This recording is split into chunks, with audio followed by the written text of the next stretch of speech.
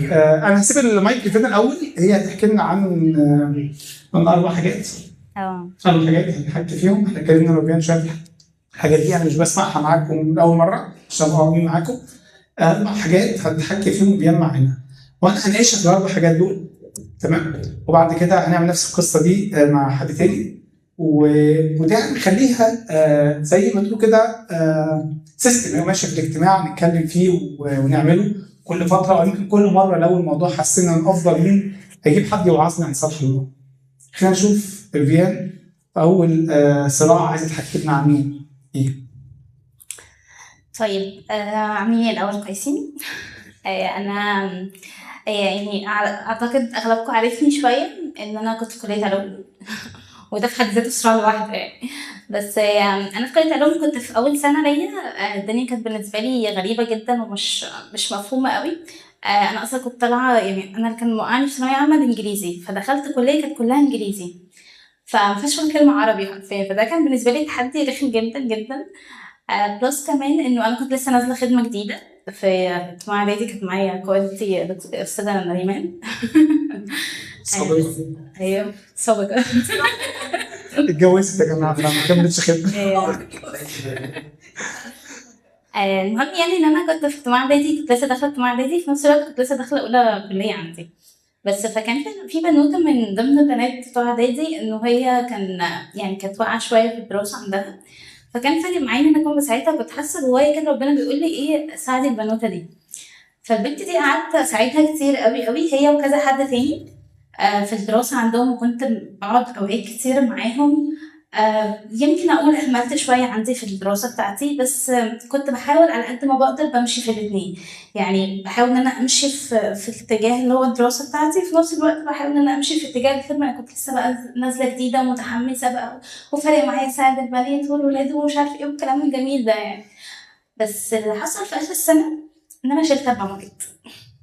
كنت اول مره بالنسبه لي يعني ايه اشيل ماده، ايه اشيل ماده دي ما اعرفهاش يعني فما كنت يعني سوري، بس ما كنتش متخيله انه يعني ايه اعيد ماده من جديد بقى وبتاع. وده كان بالنسبه لي ايه الهبل ده، في ايه؟ كان في كلمه خصومات كان دايما يقولها لنا. ما يكونش دعوه. كان دايما كلمه خصومات يقولها لنا، اعمل شغل ربنا في ربنا يعمل شغلك. كان دايما يقول الجمله دي. انا بنتي فين مش عارف. فبقى يعني كان جوايا احساس اللي هو ايه، لا انا هقوم واعمل خدمه ربنا وهقوم واعمل شغل ربنا، ويعني ربنا مهم هو هيقوم يعمل شغل يعني. فكنت مقتنعه جدا بالجمله دي. بس وبعدين لما شلت بقى في الاخر ال4 مواد بتوعي، فكان الموضوع بالنسبه لي صعب قوي. كنت مخنوقه ومتضايقه، وازاي ده يحصل يا رب، ليه تعمل كده؟ وانا كنت بحاول وعلى قد ما بقدر. وجيت في الاخر بقى مش عارفه هو شغال ولا لا، بس قشطه. اوكي. فجيت في الاخر بقى حسيت انه انا في صراع جامد قوي مع ربنا. انا مش عايزه اخدم، انا مش عايزه اساعد حد، انا مش عايزه اعمل اي حاجه. انا يعني انا هركز في دراستي وبس، انا مش هعمل اي حاجه تاني. فكنت متضايقه قوي من ربنا في الوقت دوت، وكان في صراع جامد يعني. طيب مش عارف، دي احد الصراعات اللي ممكن نكون بنمر بيها في حياتنا. فكره انه انا بخدم ربنا او بعمل حاجه حلوه، فمستني من الله المقابل، مستني من الله يديني بقى تمن اللي عملته. انا مش متذكر لما قلت لفيفيان الجمله دي كام، ده كان من 10 سنين تقريبا، فمش متذكر. هي فاكره نريمان فاكره انا معايا. فاكره. بس انا زلت مؤمن بهذه الكلمه لحد يومنا هذا يعني، بس مش فاكر قلتها امتى في انهي وضع يعني. بس دي احد الصراعات فعلا اللي بنمر بيها. ما اعرفش كم حد فينا مر بالفكره ديت يعني. انا عملت حاجه حلوه فانا مستني من ربنا يرد لي الحاجه ديت يعني. عرفت تعدي ده يا فيفيان ولا ما عرفتش تعديه؟ عرفت اعديه. عرفت اعديه طبعا، مش كده قادره اكون بقاوم لحد دلوقتي. ازاي؟ ده اخد وقت كبير قوي قوي يعني، عقبال اصلا ما عديت ال4 مواد دولت في سمر كورس. انا فضلت تقريبا يعني طول ال4 سنين ما باخدش اجازه صيف، انا دايما سمر كورس سمر كورس. بسبب ايه؟ بسبب يعني بدايتهم كانت ال4 مواد دولت، ويمكن بعديها يعني في خلال ال3 سنين شلت ماده واحده تاني، فكده كان توتال 5 مواد. طب ممكن تحكي لنا في الوقت ده كان شكل علاقتك بربنا ايه؟ ما كانش فيه علاقه، كنت متضايقه منه، كنت كنت بلوم ربنا، يا رب ليه ده يحصل يعني. انا قمت وكنت امينه جدا في الصوت اللي جوايا. فاكره كان في وقت صلاه كنا بنعمل هنا في كنيسه اوقات صلاه طول الليل يعني. فكنت يعني جيت وقت الصلاة ده كنت مضايقة جدا من ربنا وده لا يحصل، وانا كنت امينة جدا في اني يعني اساعد بكل طاقتي. انا ماما وقتها كانت بتقعد تزعلي جامد ان انا كنت بقضي وقت كبير في الكنيسة ومش بذاكر عدل، بس انا يعني لاني ما كنتش فاهمه اعمل ايه في الكليه عندي، لان كان بالنسبه لي اولى لسه جامعه ما اعرفش حد هناك، مفيش حد بيساعدني، الموضوع كله انجليزي في انجليزي، فانا مش فاهمه حاجه. فكان شويه مديني احساس اللي هو ايه، انا هعمل مجهود كتير قوي عشان اعمل اللي عليا في دراستي، طب انا هقوم واعمل اللي ربنا عايزه بقى، يعني يمكن يكون ده اسهل شويه. ما شفتيش في وقت انك مقصره في حاجه؟ وقتها لا، وقتها ما حسيتش ان انا مقصره. بعديها بقى فهمت انه علوم ما كانش ينفع تمشي كده، يعني هي علوم لازم مذاكره مذاكره مذاكره، طبيعه يعني الكليه نفسها محتاجه شغل معين ومجهود معين، فده اداني شويه احق انه انا محتاجه اعمل اللي ربنا عايزه، بس انا محتاجه كمان اخلص من اللي انا فيه دلوقتي، يعني انا محتاجه يعني اركز مع نفسي عشان اعرف اطلع بره اللي انا فيه دلوقتي، عشان اعرف اقوم واساعد اللي حواليا. ممكن اقول لك ما حسبتهاش صح؟ يمكن حسبت الفكره انه انا هعمل شغل ربنا فربنا يعمل شغلي ايا كان بقى، لكن لما اجي تحسب بتتظبط اكتر من كده. صح اكيد طبعا، انا ما عرفتش اعمل توازن وقتها صح، بس وقت الموقف نفسه كنت شايف ربنا ظالم. طب خلينا نسال اخير، لو انا فعلا كده عندي شغل كتير قوي والشغل ده انا عندي احتياجات ماديه منه كتير، هل انت بعد تجربتك دي شايفه انه لا لو الشغل اتعرض مع الخدمه اخد من وقت شغلي وادي الخدمه، ولا ادي شغلي اولويه، ولا انت شايفه؟ اللي انا شايفاه دلوقتي لا، هدي شغلي اولويه. اوكي. اللي عارف فيفيان عارف الموضوع. اللي عنده خلفيه بفيفيان فاهم الاجابه دي. اوكي طيب خلينا زي ما احنا مش عايزين نطلع بنتيجه في الاخر انه في اختبار حصل، حاجه على حد مر بصراع، بس في الاخر اقول لكم فين النهارده، المنطقه اللي وقع فيها ايه النهارده. خلينا نتكلم عن الصراع التاني عشان وقتنا. طيب في وقت اخ ماجد كان بيعمل فيه دراسه كتاب. هو ايه؟ قراءتي كلها مع اخ ماجد يا جماعه. هي مش الكلام في اللي بعتهولي. ماشي. في وقت كان في اخ ماجد هو ستيل بيعمل على طول دراسات كتاب يعني، بس في وقت كنت مركزه جدا جدا فيه معايا. فكنت باخد بقى كلام كان بيقعد يقول لنا ايه، انا بديكوا الكلام وانتوا روحوا ودوروا فيه واسالوا وكلام كده اهو. تمام. فانا بابايا حد خمسيني جدا جدا، تمام، فاللي هو بيؤمن بقى بالالسنه وبروح القدس والكلام دوت، واخ ماجد عكس كده تماما، انتوا عارفين طبعا. ما بيؤمنش بروح القدس. تمام. هي تمام دي لا الفكره ان هي بتقر الموضوع، يعني انتوا عارفين طبعا خلاص طبعا تمام. بعد ما احكي لكم قصه اتفضلي. اوكي. انا غلطت. وقتها كنت متابعه قوي مع اخ ماجد وبحضر تقريبا كل الدراسات بتاعته وعماله يعني، حتى في خدمات كنت بحب اروح اسمع له كتير، وستيل طبعا ما زال، بس يعني وقتها كنت يعني مركزه قوي معاه. وبعدين فبدات اكون بقارن طول الوقت ما بين كلام اخ ماجد وما بين كلام بابا، واوقات اقعد اسمع لوعاظ زي مار صمويل، او يعني بقعد اسمع وسماح موريس، اوقات كنت بقعد اسمع لناس، واوقات اقعد اسمع ليهم واسمع هنا واسمع هنا، فكان بقى في كميه تشتت في دماغي رهيبه، وبقى في كميه وجهات نظر اصلا عكس بعض، يعني شخص يقول حاجه والتاني يقول عكسه، هو عكسه، يعني ما فيهاش تفسير تاني غير ان هم عكس بعض. فكان الموضوع دماغي كان مشتتني جدا جدا، لدرجه ان قعدت اقول لربنا هو الكتاب بتاعك ده بتاعك بجد يعني؟ طب لو هو بتاعك انت، الكلام بتاعك دوت المفروض يكون واضح للكل، هو ليه كل واحد بيفسره بدماغه؟ ليه كل واحد بيفسره على حسب ما هو عايز يفسره؟ فليه طب واحنا فين؟ يعني احنا فين في كميه التشوش اللي موجود دوت؟ وكان جوايا يعني كميه صراعات رهيبه في دماغي، طب انا المفروض اصدق مين؟ طب كل واحد اتكلم معاه يقنعني باللي هو بيقوله، بحس اني بقتنع، كده اروح اعمل حد تاني بيقنعني برضه بكلامي هو، بلاقيني بقتنع برضه. طب ايه بقى؟ فبعديها كنت متضايقه قوي من ربنا، كنت بقول له طب انت فين؟ طب صوتك فين؟ طب انت يعني انت فين بقى؟ كنت وقتها بلاقي كميه صمت رهيب من ربنا، رغم اني كنت اوقات كتير بشوفه وبتكلم معايا وبسمع صوته في اوقات كتير قوي في حياتي، بس الوقت ده كنت شايفاه صامت بطريقه رهيبه، كنت متضايقه جدا من صمته دوت، اللي هو طب انا تعبانه، يعني انا مش عارفه اعمل ايه، انا حاسه انه كميه دوشه في دماغي، كل واحد بكلام كل واحد براي. وبعدين بدأ بقى ابليس يدخل جوايا يعني حاجات اكتر، افكار اكتر، وكنت كل ما امشي في الشارع الاقي ناس مرميه في الشارع، والاقي كميه ظلم بيحصل وناس بتتخانق، والاقي افتراء، والاقي كميه شر ورهيب في الشارع بطريقه فعلا رهيبه. فبدات اسال يعني افكر كده، طب هو ربنا فعلا بقى موجود؟ يعني هو في كميه الشر والظلم والفقر والاهانه والافتراء ده كله ربنا موجود؟ يعني هو فين ربنا بقى في كل ده؟ يعني فين؟ يعني الكتاب بتاعه مش واضح، كل واحد بيفسره بدماغه، كمية شر رهيب في العالم، مش منطقية، مش منطقية فعلا. ففين بقى؟ فين ربنا؟ فده كان تاني صراع بالنسبة لي. اعتقد الصراع، لا الصراع ده احنا يعني اعتقد مش عارف اغلي فيه كتير، لان اغلبنا لا مر في حياتنا بيه لا بيمر بيه بشكل ما. وبرضه هسألك نفس السؤال اللي سألت لك في اول صراع، كان شكل علاقتك بربنا وقتها ايه؟ كنت طريقة شايفة صلاتك، كلامك معاه كان شكله ايه؟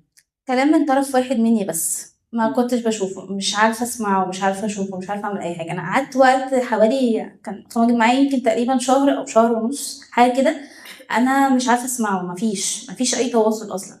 كل اللي انا شايفاه انه لو هو موجود فعلا فهو بعيد، هو ملوش دعوة بينا. يعني خلقنا، احنا اتخلقنا بقى كده، اترمينا في الشر فخلاص سابنا بقى، يعني شال ايده. يعني مستحيل يكون في ربنا في وسط العالم اللي احنا فيه دلوقتي. فاكرة لحظة اللي خرجتي بيها ورا الصراع ده؟ فاكرة كان في ترنيمة اللي هي كانت بتقول قلت عليك ان انت ناسيني، ولا بتدافع ولا بتحميني، ولا بيهمك ايه يفرحني، ولا بيهمك ايه يبكيني. انا فاكره الترنيمه قوي دي في وقت يعني انا فاكره وقتها حسيت انه لو انا مش عارفه اتواصل معاه طب اجرب اقرا الكتاب المقدس، لو انا مش عارفه اسمعه طب اجرب اقرا. وبعدين قعدت اقرا شويه في الكتاب المقدس، وبعدين جت الترنيمه كده في ذهني، فقلت اسمعها يعني لوحدها من غير حتى ما اكون قبليها حد اداني اكون بسمع او حاجه زي كده. فاكره قوي وقتها انه الله تواصل معايا قوي، انه انا موجود وانا بدافع وانا يعني حاضر فعلا في المكان، في كل وقت انت فيه تعبانه، وفي كل وقت انت فيه مش فاهمه، وفي كل وقت انت فيه مش مدركه اللي بيحصل حواليك، وحتى الشر اللي انت شايفاه دوت انت مش فاهماه، بس انا موجود. انا ولا مره نسيت، انا ولا مره اتخليت عن اي حاجه حصلت.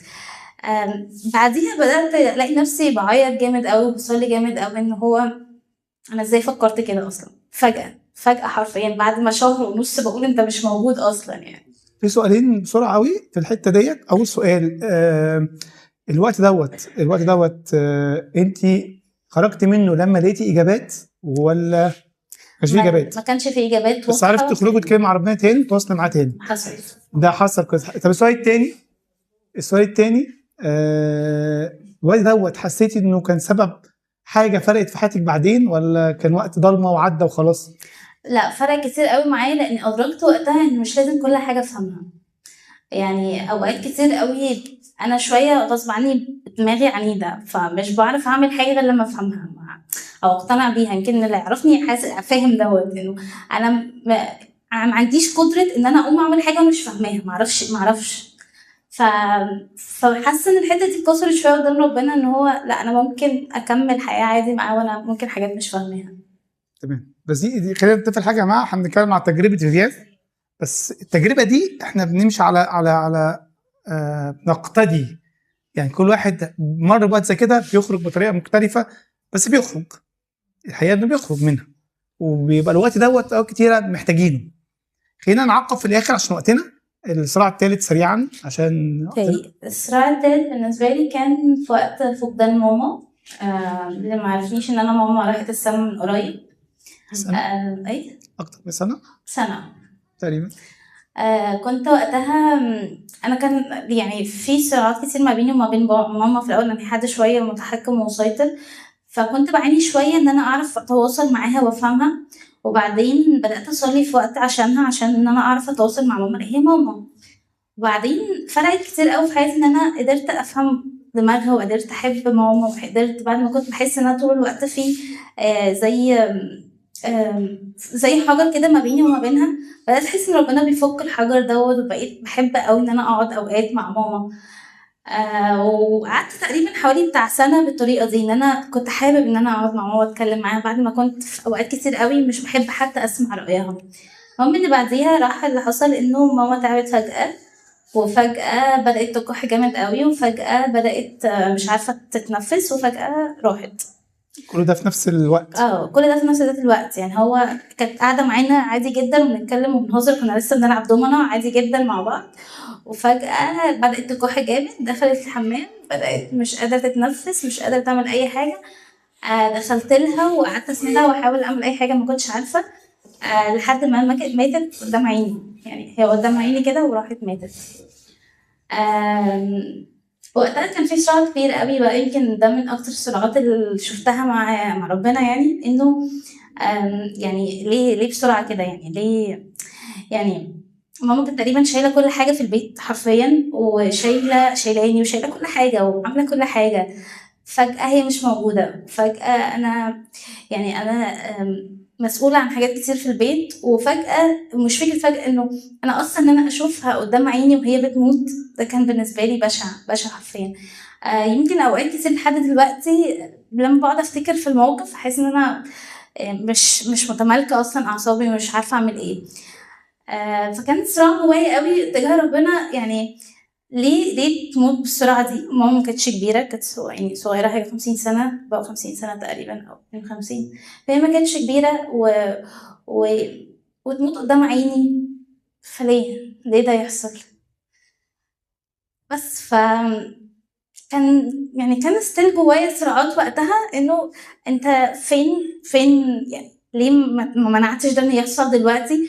وليه حتى سمحت ان هي تموت قدامي؟ يعني ليه المنظر البشع ده يفضل في دماغي طول عمري لحد ما اموت؟ يعني ليه ده يحصل؟ وكنت يعني كان وقتها ممكن ابيت عند اختي، ابيت عند اخويا، ابيت عند اي حد، الا ان انا كده هي هتموت، يعني وجودي بعدم وجودي هي هتموت، فليه اعيش الموقف ده؟ ليه اعيش السيتويشن ده كله؟ فكان بالنسبه لي الموضوع ليه تعمل ده؟ كنت حاسه انه هو بعيد قوي عني. كان في ترنيمه اللي هي بتقول مهما كان المشهد ظلام ان هو بيظهر، يعني او حاجه كده يعني فيما معناها. فكنت متضايقه قوي، لا انه المشهد كان كله ظلام وانت مظهرتش. مشهد قعدنا حوالي بتاع 3 ساعات كده في السيتويشن ده، ودخلت يعني جت الاسعاف وحاولنا ان احنا نوديها المستشفى، بس هي كانت خلاص ماتت في البيت اصلا. فليه يعني؟ فين النور اللي في المشهد اللي مليان بالضلمه؟ مفيش نور. ما تقولش ان في نور بجد، لا مفيش نور. كنت متضايقه منه قوي بسبب حاجتين. اولا ليه ده يحصل بسرعه كده؟ انا كنت محتاجاها تفضل شويه معانا. ليه اكون انا موجوده في وقت موتها في الموقف ده؟ الفرق بين احساسك بربنا في الوقت دوت وبين الصراع التاني اللي كنا بنتكلم عنه من شويه، حاسه ربنا مش موجود، ربنا مختفي من المشهد. هنا كان الموضوع حاسه ان ربنا مختفي ولا حاسه جواك انك غضبانه من ربنا؟ يعني ايه الفرق بين ده وده؟ ما كنتش حاسه ان هو مختفي زي اللي فات. انا كنت عارفه ان هو موجود جدا جدا جدا، بس هو ما كانش معايا في الوقت ده. يعني كنت عارفه، كنت بلومه ان ازاي ما تكونش قايل لي ان هي حتى هتموت فجاه. يعني كنت حاسه ان بلوم ربنا شويه، يا رب احنا في علاقتنا حلوه قوي مع بعض، احنا بنتكلم ونحكي مع بعض كتير، ليه ما تلمحش ليا ان هي هتموت فجاه؟ ليه ما تقوليش ان هي هيحصل ده؟ يعني زي ما اتكلمت مع ابراهيم واتكلمت مع ناس كتير قوي انه في حاجات هتحصل، ليه ما قلتليش ان دي هتحصل؟ يعني ليه الموضوع كان جاي فجاه بالنسبه لي؟ انا كنت عارفه ان هو موجود جدا، بس كان صعبان عليا قوي منه. صعبان عليا منه ان هو ليه يخليني اعيش الموقف ده، ليه يسمح ان هي تموت بسرعه، ليه حتى ما يقوليش انه ده هيحصل، فانا ابدا اكون بمهد نفسي ان ده ممكن يحصل. فاكره اللحظات اللي هديتي فيها ناحيه ربنا ولا لسه لغايه النهارده بتصارع في الحته دي؟ بصارع من عدم وجودها، بس مش بصارع مع ربنا. يعني اللحظات اللي هديت فيها مش فاكره تقريبا، بس يعني اقدر اقول انه انا عارفه ان الله صالح مهما كان اللي حصل، بس متأثرة طبعا بعد وجودها. ممكن نقول الوقت خلى مشاعرك تهدى شويه؟ وارد. ما حصلش حدث مفاجئ، بس الوقت اللي مشي خلى الدنيا تبقى اهدى جواكي شويه، وتتقبلي اللي حصل رغم انه وجعك لما تفتكريه، بالظبط. بس متقبلاه ومتعايشه عادي. طب انا مش هينفع نحكي الساعه الرابعه دلوقتي عشان وقتنا، بس انا عندي سؤال مهم جدا لازم اساله. انت فين النهارده في علاقتك بربنا؟ واقفه على انهي ارض؟ لو حبيت توصفي شكل علاقتك بربنا توصفي تقولي ايه؟ بعد صراعات عدتها، ويمكن دول اكبر صراعات، بس ده لا يعني ان دي بس صراعات حياتي. يعني بس اقدر اقول انه بثق جدا في ان كل حاجه بتحصل في حياتي هي خير ليا مهما كانت اللي بيحصل. انا بقيت حاسه ان انا واقفه دلوقتي على الارض انه يا رب كل حاجه هتحصل في حياتي وانت هتسمح بيها، فانا واثقه ان دي هتنميني وهتعليني وهتكبرني، مش هترجعني لورا ولا تاذيني. لو بكره حصل حاجه من ضمن الحاجات اللي حصل ديت، حصل مشكله في شغلك، حصل مشكله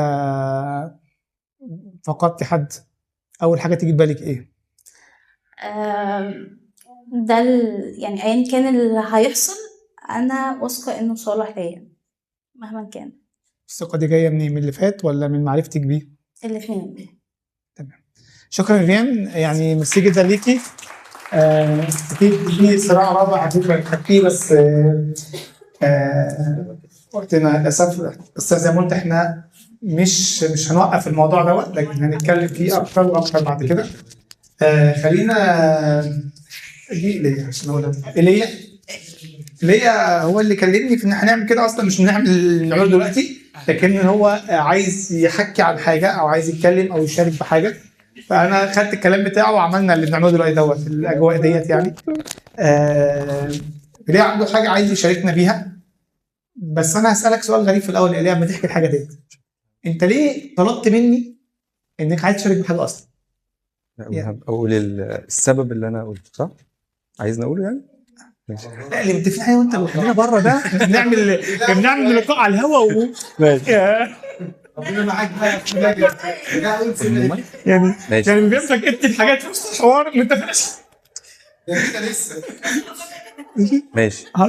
يعني لا بجد ده فرق معايا جدا. اعرف انت كلمتني قلت لي انك انت عايز تشارك في الاجتماع بحاجه، دي كانت بدايه الفكره اصلا. واحنا قاعدين بره بنحكي، انت قلت لي السبب اللي انت كنت عايز تعمل عشان كده. اوكي. طبعا انا قبل ما ابدا انا مش عارف هطلع اقول اي كلام هقوله بالنسبه لتو فيفيان، انا تافه، انا اسف يعني. يا جماعه دي قالت حاجه يعني انا ما اتخيلش الرابع، انا اي حاجه هقولها دلوقتي هتبان ان انا تافه، فيعني مش عارف، بس اتمنى مش انا مش عايز اسميها كلمه صراع، دي كلمه كبيره، انا كان عندي يعني في صراعات اكبر، بس انا اتمنى السؤال. خليني بس انا دي مقدمه صغيره. لا خليني اقول ليه انا قررت اقول كده. لان انا هقولها بسيطه، انا واخويا ديفيد عندنا العاده دي. هو بيجي من شغل متاخر وانا ما بنقابلش بعض غير واحنا على السرير، احنا هننام واسيره جنب السرير كده، فبنقول لبعض. فعندنا ميزه كده اكتسبناها خلال السنه دي، احنا بنقول لبعض ربنا عمل معايا ايه النهارده. اقول له ديفيد انت عارف النهارده كان في الشغل في مشكله وحصل ربنا، هو يجي يقول لي في الشغل حصل مشكله وفي سرقه بس ربنا تعب. بنحكي لبعض ربنا عمل ايه. وخلينا اقول ان احنا اتعلمنا او اتعلمت انا ان انا لما احكي ده ربنا يقدر. ماذا ارد للرب اللي ارد للرب عمل معايا كأس الخلاص اتناول. هو كل ما هتقول ربنا يديك اكتر، كل ما هتقول ربنا يديك اكتر. فدي حاجه بنعملها انا وضيف. ليه انا قررت اقول الموقف ده؟ انا على قلبي جدا ان الاجتماع ده يتميز او يكتسب الخبره دي، ان احنا نشارك الخبرات الساره او الاخبار الساره بشاره، ان ده بيزود الايمان، بيعلن ايمان جديد. ان انا اقول الرب عمل معايا حاجه زي كده، حاجه صغيره، حاجه صغيره جدا، رب باركني في البيت في ماديا في حاجه صغيره، ده بيعلن ايمان للناس الموجودين. في ناس ممكن لو سمعت خبر زي كده ايمانها يشتد. عشان كده انا جاي اقول حاجه زي كده، حاجه في الشغل. انا عندي خبرات مع ربنا طول السنه. انا في السنه اللي فاتت زي دلوقتي انا كنت زي الزفت، بعيد عن ربنا جدا، وما اتوقعش ان انا هبقى بعدها بسنه انا بقول ربنا عمل معايا ايه في شغلي في الوقت اللي انا كنت يعني الدنيا مخبطه معايا في كل حته. قبل ما تحكي لنا عن شغلك بس خليني اسالك سؤال تاني. انت المفروض بتشاركنا لانه عندك خبر حلو انت عايز تشاركنا بيه. هل لو الموضوع العكس، لو عندك حاجه مضايقاك، حاجه مش ساره، يعني حاجه تاذيك او حاجه كارثيه حصلت في حياتك، انت شايف ان برضو محتاج تشارك اخواتك بحاجه زي كده ولا لا؟ دي الحاجه اللي عايزين نعملها في الاجتماع، ان احنا نكون بنشارك الوحش والحلو. الوحش هنصلي لبعض، ودي ميزه لازم نحطها في الاجتماع بتاعنا مع بيت الخليج. لو احنا بنقول ان احنا عيله، ودي ميزه مش موجوده في اي حته ومش موجوده كتير، ان احنا برضو نكون بنصلي لبعض، مش بس هنقول لبعض حاجات حلوه، احنا عايزين نكون بنشارك بعض في طلبات الصلاه والحاجات الايجابيه، حاجات الخبرات الصالحه. احكي لنا عايز تحكي لنا يعني انا هقول اللي حصل يا جماعه، ما اعرفش اللي يعرف ولا لا، بس انا بشتغل في شركه زي اي انسان موظف، بس انا مش موظف. انا كل اللي بكرهه ان انا ابقى موظف. فانا اشتغلت ايه؟ موظف. اوضح حاجه بس لما نتكلم، ايليا راجل بتاع دراما وبيكتب حاجات، فيعني خدوا بالكم شويه هياخد خيالكم في الموضوع، فحاولوا تطلعوا قصه من عشان الوقت بتاعنا. انا مش فخليني اقول ان انا جالي فرصه ان حد يقبل بالحلمي ان انا يبقى عندي لوكال براند انا بعمله بشكل مميز ويبقى لي دي حاجات ممكن نتكلم عنها بعدين. بس انا عملنا اللوكال براند ده من اول شهر 3. من شهر 3 لحد شهر 10 احنا مبيعاتنا شبه بنخسر. من شهر 3 لشهر 10 سيزون الصيف ما عملناش فيه اي حاجه، مع ان احنا كنا مكلفين ان احنا جايبين حاجات كويسه واعلانات كويسه وبنصرف في كل حاجه، بس مش اي حاجه بتحصل. وده احبطني احباط شديد. في الوقت اللي انا فيه كان لقاءاتي مع ربنا كتيره، وربنا بيتعامل معايا وبيشكلني في مرحله مميزه، وانا بقول ان السنه دي ربنا اتعامل معايا بشكل غايه في الروعه. في حاجات كتير اتشكلت في تعاملاتي معاه وازاي شايفه وازاي بتعامل انا في ارض الواقع. بس في الشغل ده لا، انا مش شايف فيه اي نوع من انواع البركه. يا رب طب انت يعني اكيد انا عشان انا بدات المشروع ده من غير ما ارجع لك، فانت بتعمل معايا كده. وابتدت الفكره بتاعت انا وحش فربنا بيعاقبني، ودي الفكره اللي بتيجي مع كل حاجه. انا مش ببارك الرب، مش بعمل حاجات كويسه، مش بخدم، فربنا مش، دي فكره مش بيديني اي حاجه، مفيش بركه خالص في البراند. لحد شهر 11 وفاكر يوم 14/11 كنت في مؤتمر والمؤتمر ده جات لي رساله من السي او بتاع البراند اللي هو الممول، قال لي انا زهقت، انا مش شايف ان احنا بنعمل اي حاجه وكده، احنا ملهاش اي لازمه اللي احنا بنعمله، كل المصاريف على الفاضي بتدفع ومرتبات للتيم اللي شغال معانا واحنا مش حاجه. فانا احباط شديد. فاكر كان يوم الجمعه الصبح وقفلت بقى الناس اللي معايا في المؤتمر، انا مش قاعد معاكم، انا قاعد عمال افكر طب اعمل ايه؟ طب هي فعلا ده حلمي، دي حاجه انا نفسي اكون بعملها ليا، ده انا بحب الشغل، طموح ان انا مش عايز ابقى موظف. طب اعمل ايه؟ طب انت ليه؟ طب انت يا رب عايزني اسيبه؟ ودي اشاره منك ان البراند يقفل خلاص ويباركني في حته تانية. فاكر وقتها بالليل انا دخلت الاوضه بتاعه المؤتمر وقعدت كده وقعدت اصلي وبسمع تسبيح، وربنا مش فاكر بنو اللي كان بيرنم بصلى وقال ده وقت اعلان للبركه والنعمه. لو في احتياج النعمه تغطي الاحتياج اضعاف، ولو في الم ضغوطات النعمه تغطي ده اضعاف. وانا خدتها بقلبي وصليتها في وقتها. يوم عدى، تاني يوم الصبح التيم بتاع المؤتمر بتاع الشباب ده انا عارفه، فعرفت انهم عاملين ايفنت، فقال لي ايليا ما تيجي تنزل الايفنت ده بالبراند بتاعك. قلت له بصراحه مش عارف قال لي بص هو انزل كده وجرب حظك، بس ما تنزلش بشغل كتير، ما تنزلش بكل الاصناف، لان اخر حد بينزل بتاع ملابس في البراند ده باع له 3 قطع. طب اعمل ايه؟ حاجه مشجعني يعني انا عايز ننزل اعمل ايه؟ بتشجعني.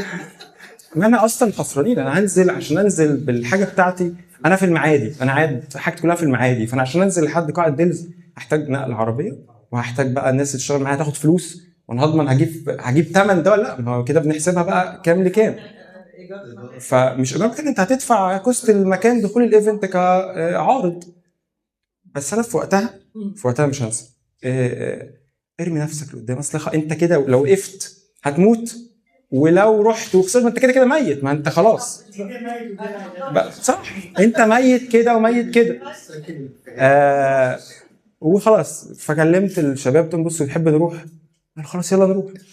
واول ما قلت يلا نروح اشتغلت بقى معايا حاله القلق. انا راجل قلقان بطبعي، واللي يشتغل معايا في اي حاجه مستر البير ومستر جوزيف عارفين ان انا لازم ابقى منفذها بالتحت، ابقى كل خطوه احنا هنعمل ايه في الحته دي وهنعمل في الحته دي، ولو حصل كذا هنعمل كده.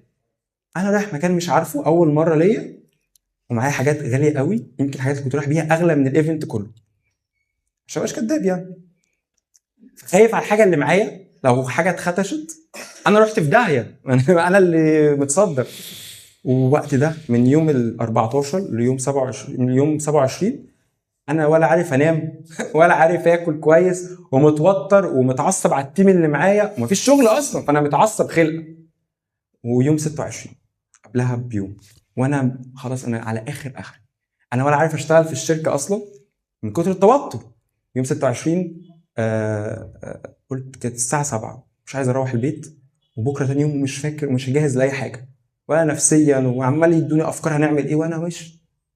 فقالوا لي تعال، رحت قلت طب هننزل الاجتماع، احضر الاجتماع اللي انا بحضره، مش هقول اسمه.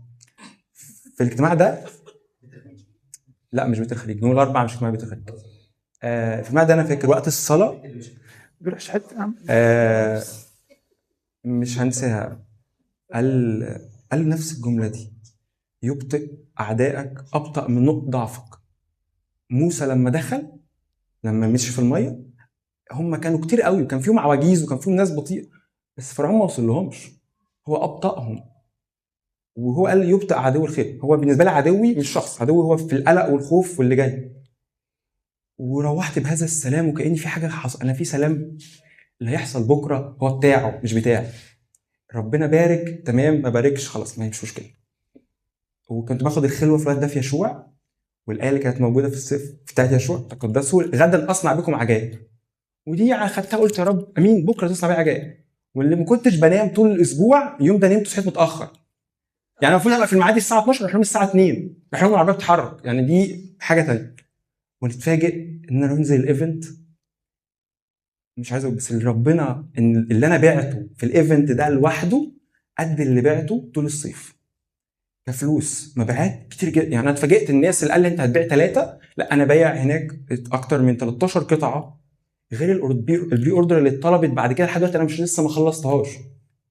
ودي كانت حاجه انا حتى فاكر مريم كانت بتتابع معايا ان هي بحكم انها بتساعدني في افكار، قلت لها اكثر جدا مما نطلب. انا افتكر انا كنت عامل حساب هروح ابيع حتتين وهبقى طالع كسبان، انا رايح هناك بايع اكتر من 13 قطعه لايف، وفي اوردرات تانية كتير بره. واقف مصدوم وانا براجع الحسابات، انا مش منطقي، وكل حاجه بتقول ان انا مش هعرف ابيع، ولا حاطط كل المنتجات بتاعتي معروضه، ولا في ناس كتير وقفت عندي، بس انا في اخر اليوم ببص انا بايع كل ده. انا عندي سؤال ايليا ليك، هل انت شايف اللي حصل في اليوم ده كان شغل ربنا، ولا حصاد تعب وقت فات انت تعبته فحصدته في اليوم يعني انا لو لا، اللي حصل ده هي نعمه عند ربنا.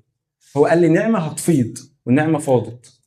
ما اقدرش اقول ان شغلي، انا حتى ما كنتش حاسسك بادئ مشوار 3 ما اشتغلتش كويس، تعبان في المنتج. انا ما غيرتش حاجه، ما هو نفس الشغل اللي بعمله هنا هو اللي بعمله هنا، ما غيرتش اي حاجه بالعكس. هسألك بطريقه ثانيه، انت عامل منتج كويس فلا لي قدره، ايه علاقه ربنا بالموضوع؟ ليه شايف ربنا في القصه؟ علشان انت ما قدرتش تقدره قبل كده.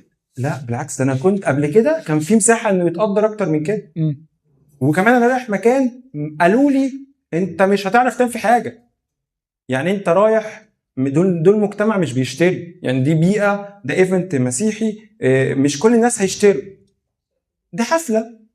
فانا اكتشف ان انت شايف كل المعطيات بتقول انه لا ده شغل ربنا من A to Z، يعني الف الياء ده شغل ربنا بالكامل، مفيش اي حاجه تقول غير كده. والغريبه بقى بعد اسبوع، اقل من اسبوع، كان عندي ايفنت بقى اكبر، انا هنزل المعادي بقى هلعب على كبير. انت هتنزل زافيلد في المعادي، واللي مش عارف زافيلد ده من الجيمات الكبيره قوي في المعادي، اللي هو بقى حته كلاس ايه. انت هتنزل المكان ده ازاي؟ ما اعرفش، انا سيبها على ربنا.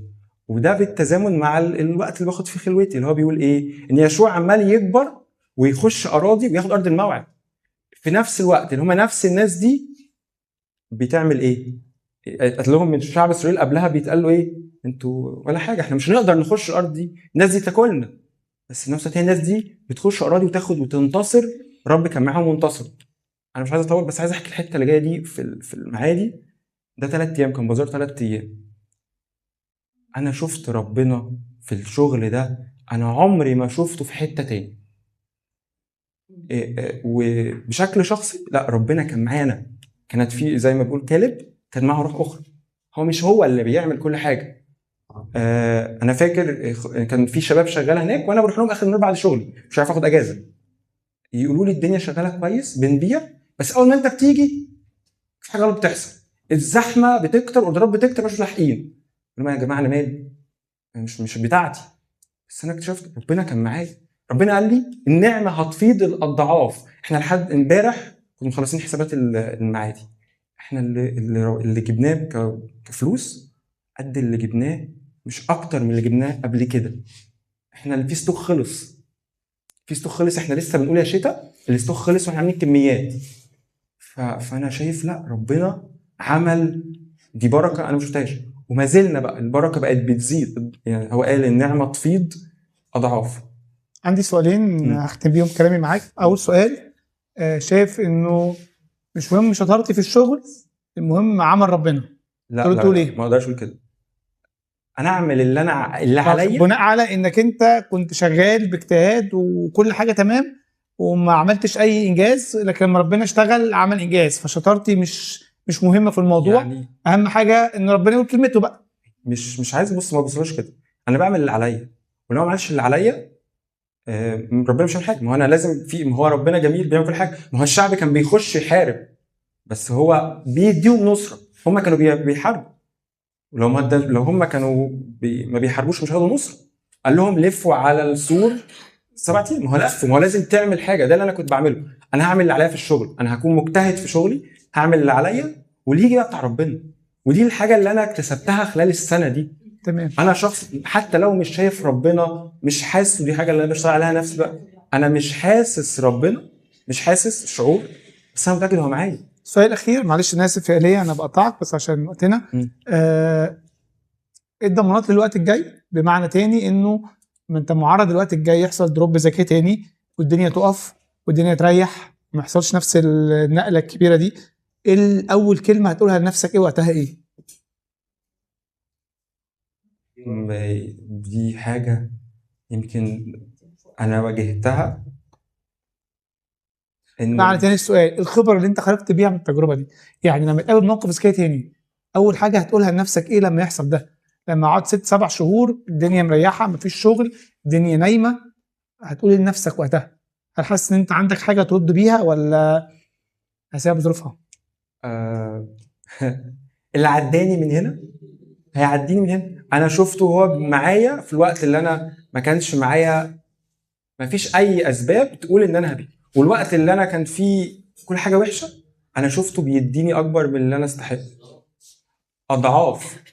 فده مش معناه خالص ان لو الدنيا وحشت انا اقول لا انت ربطت معايا كده ليه. لا، انا عارف ما انت كنت معايا هنا واكيد في حاجه انت هتعملها. انا عندي ايمان، مش عايز اقول ايمان، انا ما اعرفش لو اتعرضت لموقف زي موقف فيفيان عامل ازاي، مش عارف، ما اعرفش. دي حاجه بقولها فعلا، مش عارف هتعرض لو جربت الفقد انا ردة فعلي ايه تجاه ربنا. انا لسه ما جربتوش، وجربت حاجات صعبه بس انا شفته موجود معايا بعدها. خليني اسالك سؤال اخير بمناسبه لو مريت بتجربه صعبه بقى من نوع تاني، هل حاسس تجربتك دي ممكن ترد عليها؟ انت مثلا لو جربت الفقد مثلا، هل عارف انه عندك اللي يرد تجربتك دي تديك اي رد ولا ما، ولا حاسس كل تجربه لها خصوصياتها؟ اكيد طبعا كل تجربه ليها خصوصياتها بشكل تماما، وكل تعامل كل واحد تعامل مختلف مع التجربه. بس انا جوايا نوع من انواع التسليم لله. دي حاجه انا اكتسبتها، انا سايبها له، هتيجي زي ما تيجي. ودي حاجه خلاف بقى بيني وبين اخويا عنده ايمان شديد جدا، بس هو لازم اعمل كل حاجه عشان مش ضامن بكره. انا عكسه، انا هعمل سيب بتاعته بقى. جت هي بتاعته، ما جاتش هو اكيد شايل لي حاجه. اصل انا جربته في حاجات قديمه وقلت يا رب هي كده قفلت، هي كده ضلمت، واكتشفت ان هو كان بيجهز طريق تاني. وزي الترنيمه اللي بتقول كنت شاكك في بتاعت ايوه شفتك في التجارب، كنت فاكرك مش معايا وانت بترد اعتباري. ماهر فايز قالها قبل كده، تديني الانتصار وتقول لي الانتصار، بترد الاعتبار كانه اعتبار. دي هي انت هتعمله بطريقه او باخرى انا ما اعرفهاش. وتعاملات الله مش محدوده، ملهوش قالب. فانا دايما بتفاجئ، بوصل هنا تمام، طب هنا تمام، خلاص ما عنديش اي شك هو موجود معايا. مين شكرا ليا يعني ربنا يبارك. النقطه الاخيره مسقفل خلاص عايز اعلن عن الفكره. قول اتفضل. طب يا جماعه احنا ليه عملنا كل ده؟ انا كنت عايز اعلن عن الفكره دي، هو خلانا نعمل كل ده. انا دي الفكره انا جاي عشانها. انا حابب ان احنا نكون بشكل اسبوعي ان هيتقابل فيه هنا، ان احنا نشارك اسبوعين ماشي اختلفنا، ان احنا نكون بنشارك اخبار ساره. الشكر والحمد بيغير الاجواء بصفه عامه، دي حاجه انا عارفها. حتى في الاوقات الوحشه الشكر والحمد بيغير الاجواء. انا دي ما اعرفش اثبتها، ما عنديش دليل يعني كتابي قوي شكر وحمد الاسر وقعت، ما فيش. الشكر والحمد بيغير كل حاجه. فانا حابب ان يكون النهج بتاع بيت الخريج احنا لازم نعلن بشاره ساره عن تعاملات الله معانا حتى لو كانت حاجه صغيره. فاتمنى ان دي حاجه هنبقى بنشتغل بيها على المجموعات، ان احنا نتدرب ازاي نشكر، وان احنا نشارك بشكل اسبوعي عن الاخبار الساره كلنا، ودي هتبقى بتتناسق مع المجموعات بتاعتنا. بس كده، شكرا يا جماعه. امين، شكرا يا ليا. طب يا شباب، انا عايز اقول حاجه بس قبل ما نختم وقت اجتماعنا. زي ما قلت كده، ما كنتش حابب الموضوع يتعمل وعظ النهارده عن صلاح الله. انا حبيت انكم تشوفوا صلاح الله. يمكن في بعض الاخبار الساره زي ما ايليا شارك، او بعض الصراعات اللي مرت بيها فيفيان، اللي ما اعرفش خدتوا بالكم ان ما كانش فيه اجابات للصراعات دي واضحه. لما تقول ايه الاجابه اللي خرجتي بيها في الاخر، هو الصراع عدى، بس هي النهارده في انهي منطقه، في انهي حته، في انهي ارض. المنطقه اللي فيها فيفيان النهارده، والمنطقه اللي فيها ايليا النهارده، واللي فيها انا واللي فيها انتم، هي اللي بتشهد عن صلاح الله، مش كم التجارب والتحديات اللي مرنا بيها. هختم معاكم بفكره صغيره قوي قوي في دقيقتين او جمله. اتعاملوا مع الله كابناء مش كعبيد. تاني، اتعاملوا مع الله كابناء مش كعبيد. ولا مره ثالثه، اتعاملوا مع الله كابناء مش كعبيد. انا ابن، والابن ليه حقوق وعليه واجبات وعليه التزامات. العبد موجود للخدمه فقط، بياخد مقابل ما بيعمل، ولو ما عملش مش هياخد. الله ما يتعاملش معانا كعبيد خالص. لو انت في يوم من الايام قبلت نعمه الله لحياتك وبقيت ابن او بنت الله، اتعامل بالحق ده وبالقوه دي. كتير قوي بنشك في صلاح الله لان احنا بنشوف نفسنا في نظر الله عبيد. انا عملت قد ايه واستاهل ايه واستحق ايه، وربنا يعمل معايا كده ليه، وايه السبب اللي يخلي ربنا يقف جنبي، وايه اللي يخلي ولما تحصل لي مشكله هقول انا غلطت في ايه. وبلاش منطق العبيد. انت ابن، والابن بيقول انه انا ليا حق عند الله انه يرعاني ويهتم بيا. واشهر قصه ابوه في الكتاب، اشهر قصه في لوقا 15. القصه دي لو ركزنا اتقالت ليه واتحكت ليه اصلا. القصه في بدايه لوقا 15 واحد بيقول الكتاب كده ان هم كانوا بيتخانقوا مع المسيح لانه كان يجلس مع العشارين والخطاه. فقالوا انت ازاي تعمل كده؟ فقال لهم احكي لكم حكايه. حكى لهم اول حكايه، قال لهم انسان كان له 100 خروف واضاع واحدا. هيعمل ايه عشان الخروف بتاعه اللي ضاع؟ هيقلب الدنيا لغايه ما يجيبه. هيقلب الدنيا لغايه ما يجيب الخروف بتاعه. طب لو واحده معاها 10 دنانير وضيعت الدينار هتعمل ايه؟ هتقلب الدنيا لغايه ما ترجع الدينار بتاعها.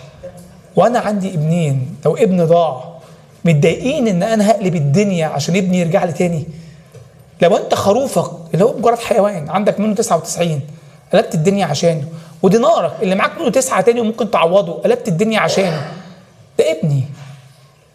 العشار ده ابني، والخاطئ ده ابني.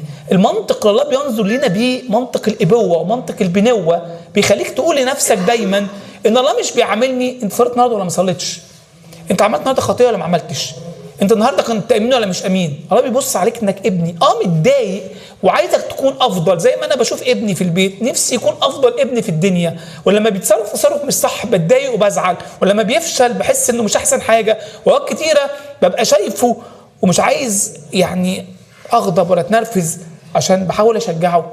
انا اب بشري في الاخر، ليا طاقه وليا محدوديه. ما الاب السماوي بيعمل ايه معانا؟ اوقات كتيره، ساعات كتيره ابقى انا شايف ابني بيعيط جوه ومش داخله. هو ممكن يفكر 100 فكره، يقول هو ابويا زعلان مني ليه وسايبني ليه لوحدي، وليه مش بيرد عليا، وليه، وانا سامعه وعارف هو بيعمل ايه وحاسس بيه كويس جدا، وعارف امتى هدخل له وامتى هتكلم معاه. صدقوا انكم ابناء مش عبيد. هتعرف تيجي زي ما قال ايليا كده وتشارك باخبار ساره لانك بتتكلم عن ابوك واللي بيعمله معاك. انا عايز احكي لكم عن ابويا يا جماعه، ورغم ان ممكن اكون تعبت واشتغلت وعملت شغل مجهود جامد جدا، بس حاسس ان ابويا اللي كان في ظهري. واللي حصل ده لان ابويا قرر وادى كلمه النهارده هتبارك، فهتبارك. ولما الدنيا تبقى ضلمه ابويا مش بيعاقبني ومش مختفي من الصوره خالص، ابويا موجود، ابويا موجود في المشهد، بيعمل ايه وبيشتغل ازاي مش فاهم، زي الطفل الصغير هو مش فاهم. في عندنا امهات هنا ستينا وهناء، تاني من الامهات هنا ايه مشيت نريمان.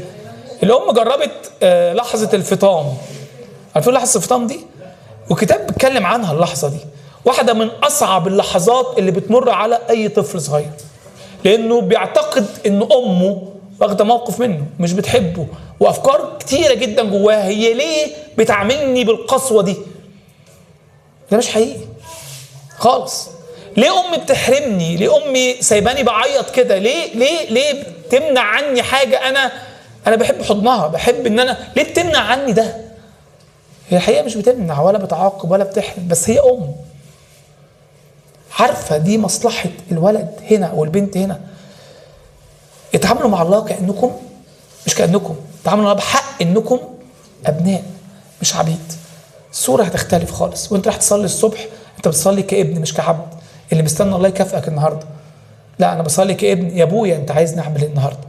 لما اجي اخر اليوم وانا عاكك الدنيا، مش راح اقول له ايه زعلان ولا لا، داخل وانا عارف انه ياخدني في حضنه ويطبطب عليا مهما كانت نجاستي ومهما كانت حالتي.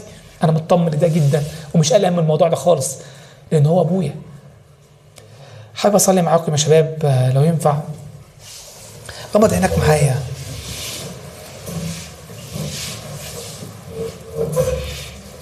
خلينا نقف كده قدام الله دلوقتي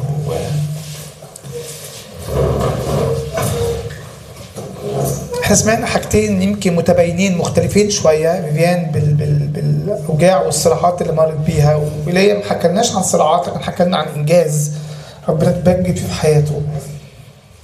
انا ما اعرفش انت في انهي منطقه دلوقتي، هل في منطقه انك حاسس ان الله بيعمل حاجات حلوه في حياتك، ولا في منطقه الصراعات؟ قول له يا ابويا، يا ابويا اللي في السماء، انت سامعني وشايفني وقابلني. انا مش احسن حد ومش فاهم حاجات كتيره قوي وعاكك في امور كتيره قوي، لكن مصدق انك صالح بتحبني. الشاب الغني جه قال له ايها المعلم الصالح، قال له لماذا تدعوني صالحا؟ انت فاهم يعني معلم صالح؟ انا لا يمكن اذيك، انا بحبك وقابلك في كل الاحوال وفي كل الطرق وبكل الاشكال. صدق انت ده. اشكرك يا رب لاجل كل بركه انت باركتني بيها في حياتي، واشكرك لاجل كل صراع انا لسه مش فاهم، بس انت ابويا وانا متاكد انك مش تاذيني. تعالى نعمل حاجه حلوه يا شباب واحنا بنختم وقتنا الصلاه دلوقتي. غمض عينك كده واتكلم بالايمان عن الوقت الجاي في حياتك. كل حد بيمر بتحدي او بصراع او تعالى كده اعلن انك ليك اب في السماء. قول كده انا ابويا في السماء. اشجعك ارجوك، انا مغمض عيني فمش عارف مين بيعمل ايه، بس ارجوك تعالى النهارده حط تحدي شغلك، تحدي علاقاتك، تحدي بيتك، تحدي فلوسك، تحدي التزاماتك، تحدي اي امر بتمر بيه. قول له يا رب انا جاي قدامك بحط ده، وبالايمان يا رب، بالايمان يا رب، الايمان الوقت الجاي هلمس وجودك في حياتي. مش عايز اختبار عظيم، انا عايز اطمن انك معايا في ظهري. مش عايز اشوف معجزه كبيره بتحصل في حته زي ما حصل مع ايليا. لا لا لا، انا عايز اشوف يا رب او المس واطمن انك موجود. عايز اسمع كلمه في وداني بتقول لي لا تخف اني معك.